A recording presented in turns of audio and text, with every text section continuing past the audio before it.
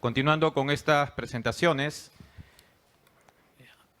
relacionado con este tema, ¿por qué no? Sabemos que la selección de presión que hacemos constantemente con el uso de insecticidas, sobre todo en poblaciones de insectos, nos representa un gran desafío. En nuestro país, muchas regiones actualmente presentan resistencia, el mosquito Aedes aegypti, por ejemplo, resistencia a las distintas alternativas químicas que se manejan en los programas oficiales de control contra el dengue. Por ello, la presente disertación seguramente tratará este tema muy importante: resistencia a insecticidas y estrategias efectivas de manejo. Esta presentación estará a cargo de la licenciada Paula González, de Argentina. Es licenciada en Biotecnología y doctora en Ciencia y Tecnología de la Universidad Nacional de San Martín de Argentina. Realiza sus tareas de investigación en el CIPEIN, Centro de Referencia Internacional de la Organización Mundial de la Salud y la Organización Panamericana para la Salud. Además, actualmente pertenece a la carrera de investigación científica del CONICET en el área de Ecología Química, en estudios sensoriales, toxicológicos y comportamentales en mosquitos de importancia sanitaria. Démosle, por favor, la más cordial bienvenida con un fuerte aplauso a la licenciada Paula González, de Argentina. No, sigo. Sí, ya.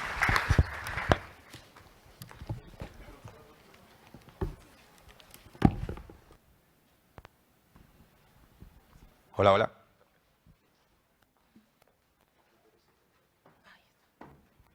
Bueno, hola, buenas tardes a todos. Primero quería agradecerle a Mauricio y a los organizadores por invitarme a este evento y a felicitarlos también porque se está llevando a cabo de manera exitosa. Bueno, un poco ya adelantamos que vamos a hablar de resistencia a insecticidas y estrategia de manejo. Y al final de la charla también vamos a hablar un poquito del estado de la resistencia de la Aedes aegypti en la Argentina. Para empezar, necesitamos saber qué es la resistencia a insecticidas, y hay una definición de Brown en 1958 que estableció que es la capacidad que permite a una población de insectos tolerar dosis de insecticida que en realidad serían letales para la mayoría de los individuos de la población normal de una misma especie. Esto quiere decir que una dosis de un insecticida que sería letal para una población susceptible no lo es para una población resistente. Entonces, cuando se aplica un insecticida para controlar una plaga, raramente se van a exterminar todos los insectos, siempre hay algunos que quedan. Bueno, esos que sobreviven al tratamiento es lo que vamos a evaluar. Pero primero vamos a ver cómo evoluciona la resistencia en una población. En toda población de insectos voy a tener individuos susceptibles y individuos resistentes. Lo que vemos aquí es cómo sería la proporción de esos individuos. Normalmente, no sé si se anda bien, sí. Normalmente la proporción de individuos resistentes es baja y los susceptibles se encuentran en mayor proporción. Cuando nosotros realizamos una aplicación con insecticidas, se va el micrófono, hola. A ver, si no, por acá, no se va a escuchar mejor. Cuando hacemos una aplicación con insecticidas, ahí podemos ver que se reduce esa población, disminuyendo la cantidad de individuos susceptibles, como podemos ver. Luego, esa población se va a reproducir y van a aumentar la proporción de esos individuos resistentes que tengo. En otro evento en que yo aplico un nuevo tratamiento insecticida, ¿qué va a pasar? La población susceptible va a reducirse y va a aumentar en proporción la población resistente. Y así sucesivamente. Porque luego en otro evento de reproducción, los que descienden, digamos, los insectos que luego en la próxima generación llegan, van a ser resistentes en mayor porcentaje.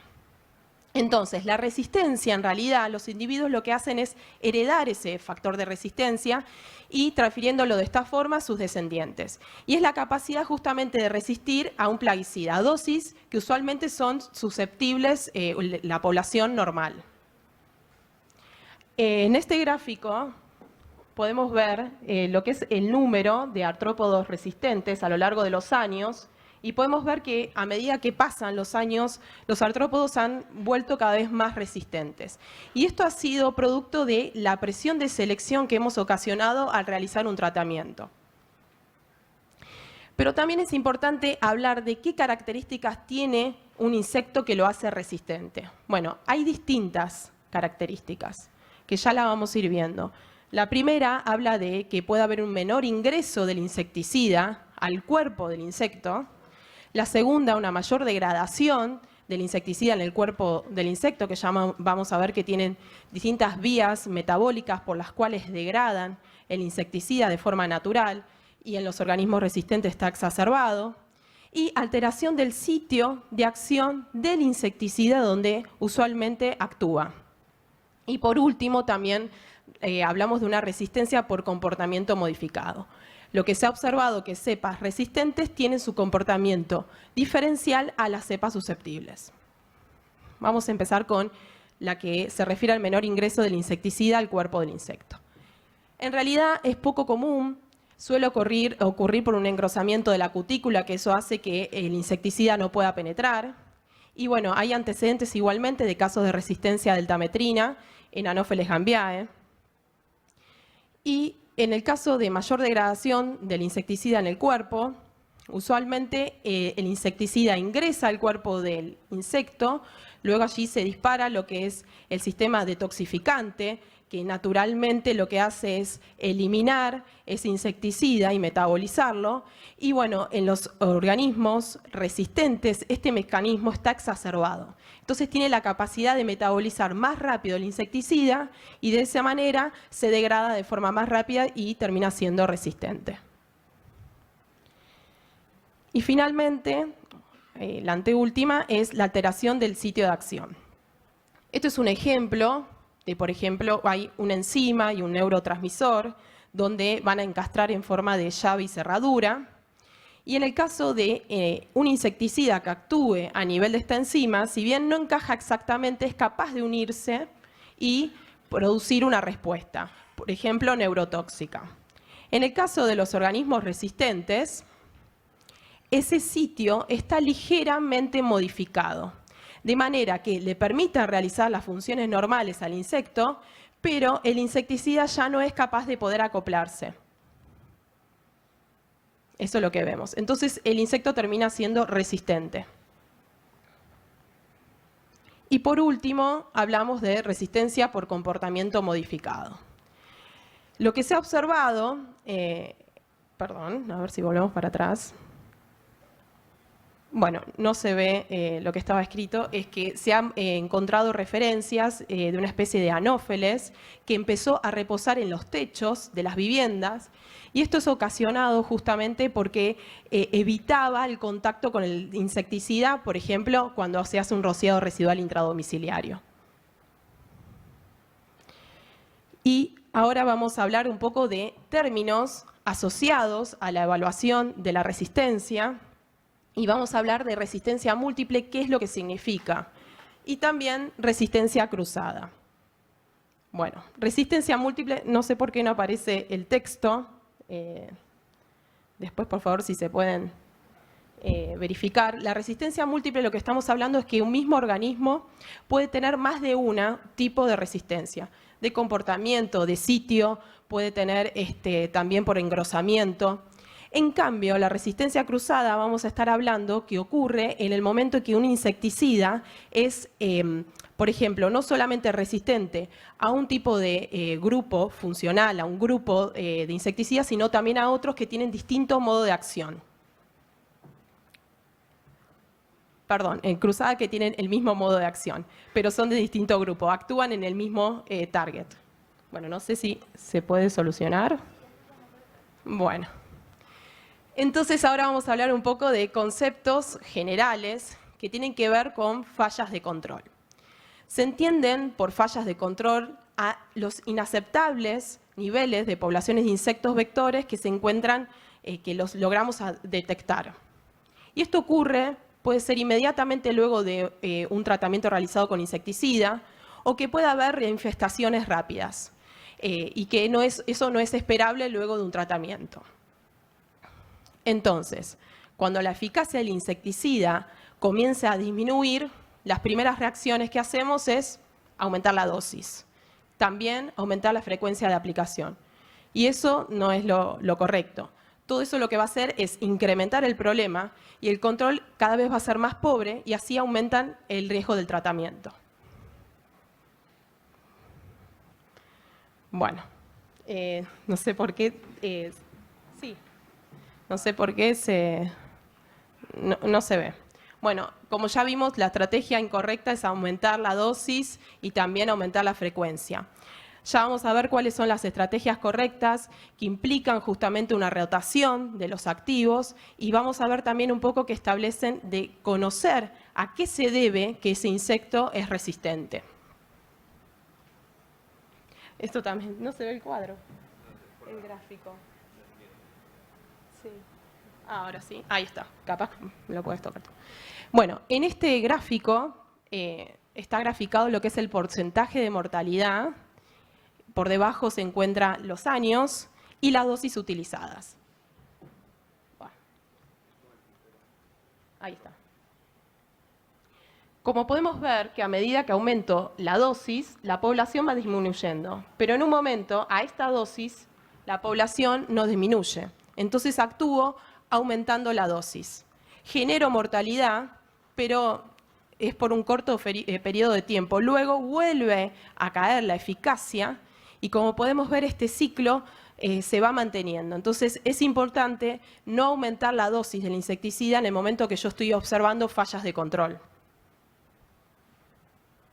Pero también, siempre que un producto insecticida no funciona, puede ser debido a la presencia de individuos resistentes y bueno, primero tenemos que evaluar lo siguiente. Puede ser un problema con el tipo de producto que no sea efectivo, puede ser que haya cambiado la formulación, los procesos de manufacturación, el vencimiento del ingrediente activo, eso también es sumamente importante, cómo lo almaceno.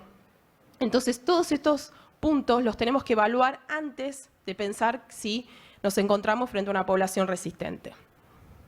Entonces, un punto a tener en cuenta es la correcta preparación. Es necesario que leamos las dosis de uso, que leamos bien el marbete, las fechas de vencimiento, la forma en que debe ser aplicado y así también como lo que es el almacenaje, las temperaturas en que necesita que ese producto sea guardado, no que tenga, por ejemplo, temperaturas extremas. Todo va a depender del activo en el cual yo estoy trabajando.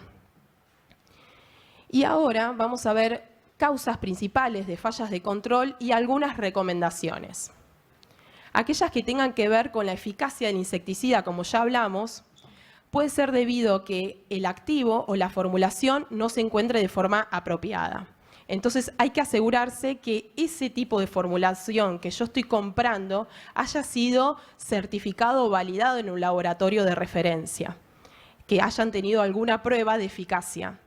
Por otro lado también puede ser la mala calidad del ingrediente activo, puede ser que sean productos genéricos y la realidad es que, por ejemplo, para el control de vectores lo que se hace son pruebas de calidad y esas pruebas de eficacia se hacen bajo las directrices de la Organización Mundial de la Salud, que establece directrices y ensayos diferentes para distintos tipos de formulaciones y de vectores de enfermedades.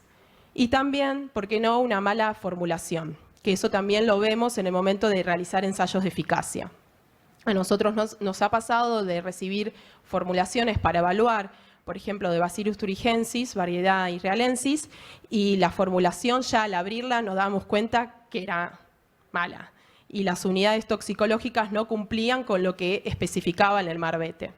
Pero bueno, nosotros somos un centro de referencia que podemos hacer esas evaluaciones, pero quizás ustedes viendo cómo viene el formulado y comparándolo, porque lo usan frecuentemente, pueden chequear a ver en qué estado se encuentra.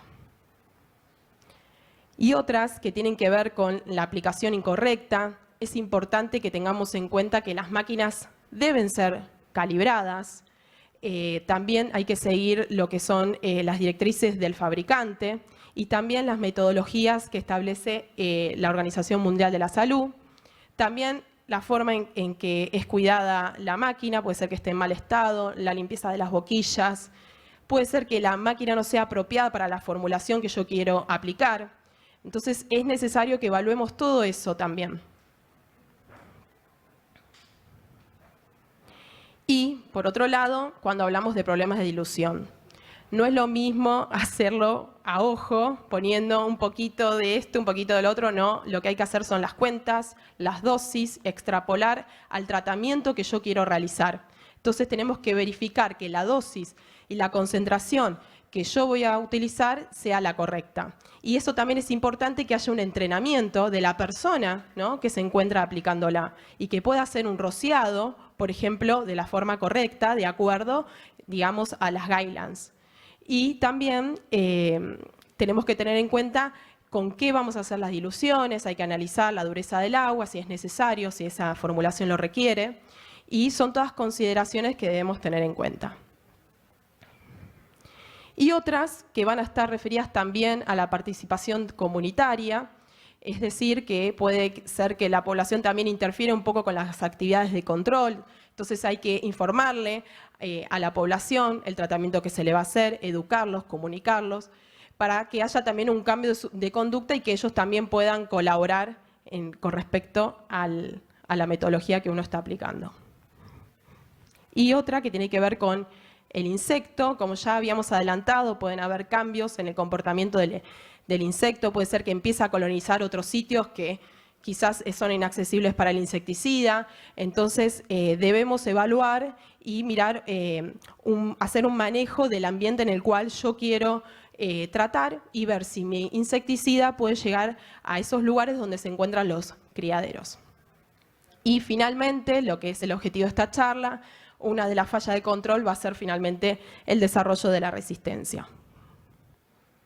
Entonces, para optimizar el manejo de la resistencia a insecticidas, en un programa, por ejemplo, de control de vectores, es esencial que primero la prevención comience antes de que el problema surja o se intensifique o se termine propagando. Entonces, es necesario implementar lo que nosotros llamamos una actividad de vigilancia entomológica, y dentro de lo que es la vigilancia entomológica debe incluir lo que es el monitoreo de la resistencia de esa población. Entonces, lo primero que implica es identificar la especie vectorial predominante, y esto, una vez que nosotros identificamos taxonómicamente que está proliferando esta especie, poder buscar información, si hay información publicada de la importancia sanitaria, el comportamiento, si hay estudios acerca de resistencia dentro de las localidades. Y además, lo que hay que hacer es implementar un seguimiento de la evolución de la susceptibilidad de ese vector al insecticida, y eso se hace a través de métodos reconocidos, rápidos y protocolizados. Se puede trabajar en conjunto con laboratorios que hacen este tipo de eficacia, donde se les puede llevar una muestra de la captura de los ejemplares y que ellos pueden hacer la determinación si estamos en presencia de individuos resistentes. Y finalmente, un laboratorio reconocido también puede dilucidar cuál es la característica o el mecanismo que le confiere resistencia. Entonces, se preguntarán cómo se cuantifica la resistencia. Bueno, se hace a través de bioensayos de eficacia y, por un lado, pueden ser cualitativos, que esos nos van a indicar si la población es resistente o no. Y se utiliza una sola concentración, o lo que llamamos nosotros dosis discriminante. Con esa dosis aplicada sabemos que va a morir la población susceptible, pero si esa dosis no muere, quiere decir que esa población ya sabemos que es resistente. Y después podemos cuantificar y decir cuán resistente es esa población a través de otro tipo de bioensayos, y de esa manera se utilizan diversas concentraciones, distintas dosis, para poder calcular el grado o el factor de resistencia de esa población. En este gráfico, por un lado podemos ver lo que es la mortalidad y por otro lado lo que es la dosis. En este caso corresponde en verde a la población susceptible y en rojo a la población de campo. Y aquí podemos observar que el 50% de la población, que es la concentración letal 50, es la concentración del insecticida que mata al 50% de la población. En una cepa susceptible, la tenemos por aquí, la dosis, en cambio en una cepa resistente necesito mayor cantidad de insecticida para poder generar la misma mortalidad. Bueno, ¿y de qué me sirve conocer esa concentración letal 50? Bueno, a través de la concentración letal 50 de la cepa susceptible dividido de la concentración letal 50 de la cepa a evaluar, vamos a tener lo que es el factor de resistencia. ¿Y qué es el factor de resistencia? Se lo puede pensar como el factor por el cual se tiene que multiplicar la dosis que induce la mortalidad en los individuos susceptibles para poder producir la misma mortalidad en los individuos resistentes. También se preguntarán si la resistencia puede revertirse si dejamos de aplicar el insecticida en cuestión.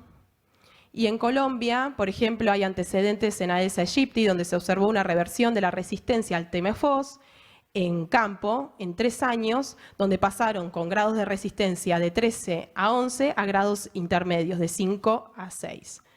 También se observó una reversión en laboratorio en 5 generaciones que pasaron de grados de resistencia medios a bajos. También ocurrió en Estados Unidos, en una cepa de Oclerotatus, que poblaciones que presentaban una resistencia de 100 veces, un factor de 100 al metoprene, revirtieron parcialmente la resistencia luego de 6 aplicaciones consecutivas de BTI. Entonces lo que hicimos fue cambiar el activo, que tenga otro modo de acción, de manera que no ocurra dejar de seleccionar esa población. Entonces, antes de plantear alternativas de control, es importante estudiar el mecanismo de resistencia y la posibilidad de resistencia cruzada, como ya hablamos. Y otra cosa importante es saber si esos individuos resistentes les representa algún costo. Hay antecedentes de, por ejemplo, descenso en la supervivencia en invierno, aumento en el tiempo de desarrollo, la predación y el descenso del éxito reproductivo en machos. También hay reportes que algunos organismos resistentes son de menor tamaño en adultos, pero la realidad es que no se observó un costo evolutivo, al menos en la supervivencia y fecundidad.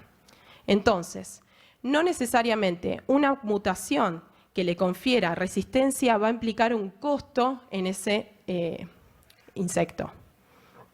Entonces, como aquí podemos ver, estas son las tácticas que establecen para el control en el manejo integrado de insectos vectores, y lo que es el mecanismo, el monitoreo de la resistencia, es una pieza fundamental y que tiene que estar dentro del manejo integrado.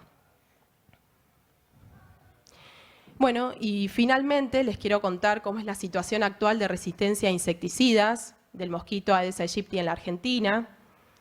Ya conocen lo que es el ciclo de vida del mosquito, pero lo importante es saber que en nuestro país el control está dado principalmente por el DEPE, utilizamos piretroides, y el control de larvas se utiliza el órgano fosforado TMFOS y en mayor medida Bacillus thuringiensis. Vamos a ver lo que se evaluó en resistencia en larvas. Se hicieron metodologías en las cuales evaluamos resistencia en distintas poblaciones y observamos que los factores de resistencia son muy bajos en distintas localidades de la Argentina. Lo importante es que todas estas comparaciones se hicieron con una cepa que se llama Cipein, en realidad es nuestra cepa susceptible de referencia, es la cepa Rockefeller, que nos permite poder realizar los cálculos, como ya hablamos anteriormente, del grado de resistencia. Y por otro lado, se preguntarán cómo se evalúa resistencia en adultos, cuáles son las metodologías de evaluación estandarizadas. Hay 2 tipos de metodologías. Una que se refiere a la metodología de botella del CDC, en el cual la botella se impregna con el insecticida, se introducen dentro de los mosquitos y se evalúa la mortalidad. El activo que se impregna va a ser en diferentes concentraciones.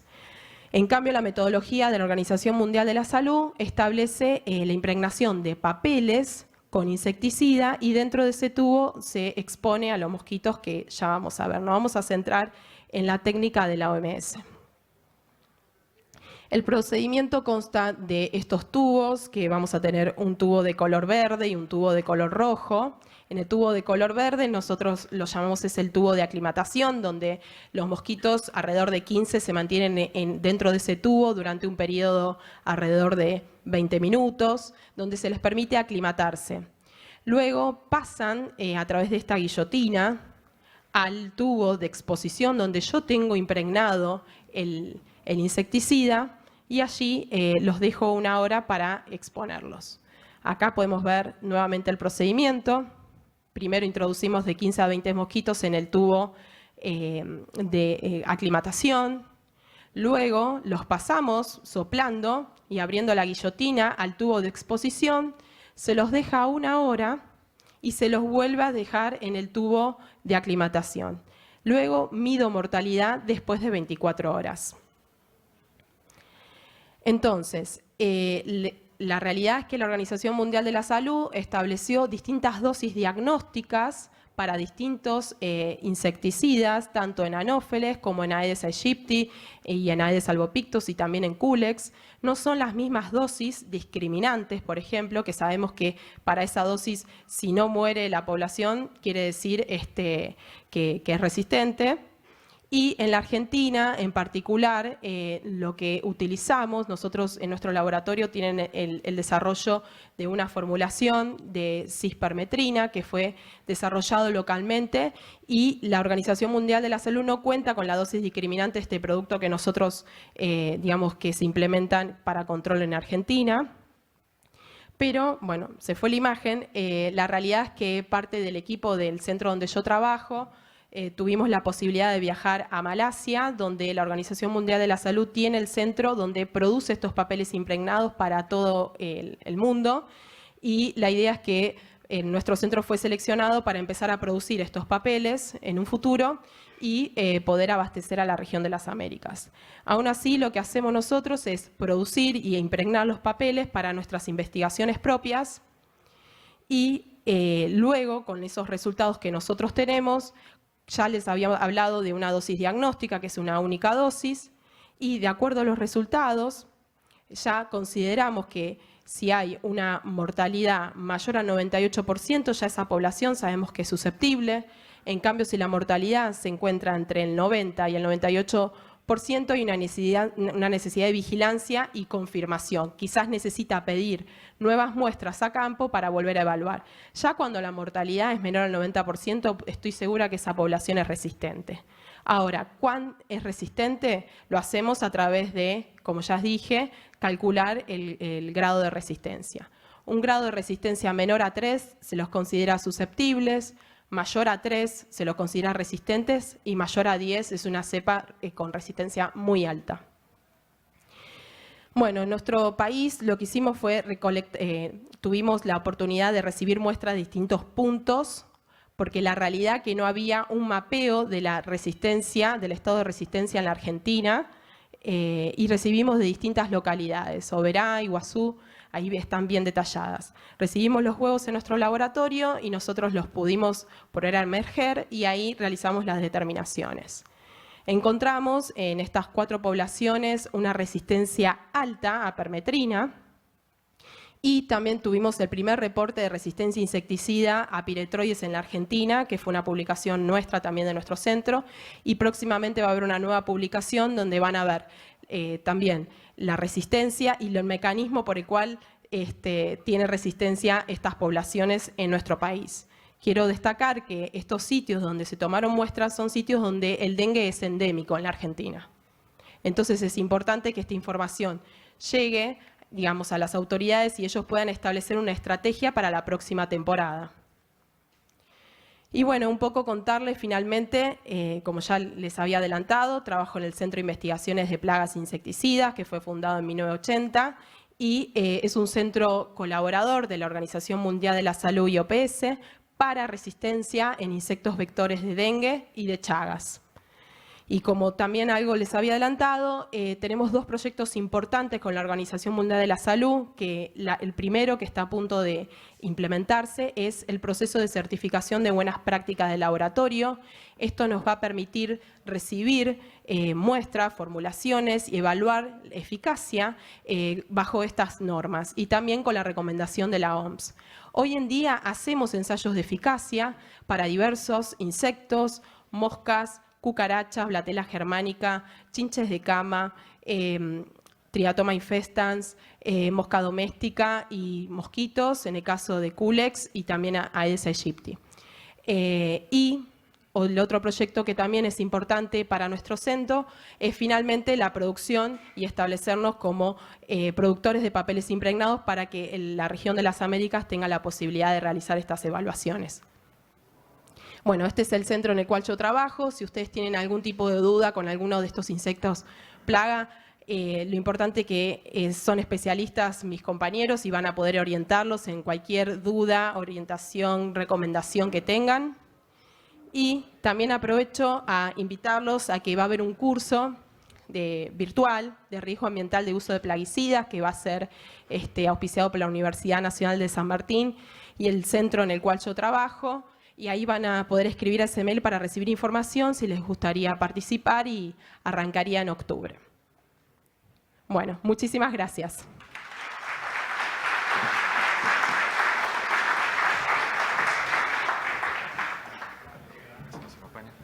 Muchísimas gracias a la licenciada Paula. Por favor, si hubiera una pregunta del público, ¿alguna pregunta? No, por favor, igual, si hubiera alguna consulta adicional, podemos hacérsela llegar directamente a la licenciada, que gentilmente va a responder a sus interrogantes. Muchas gracias, le damos un fuerte aplauso nuevamente, por favor.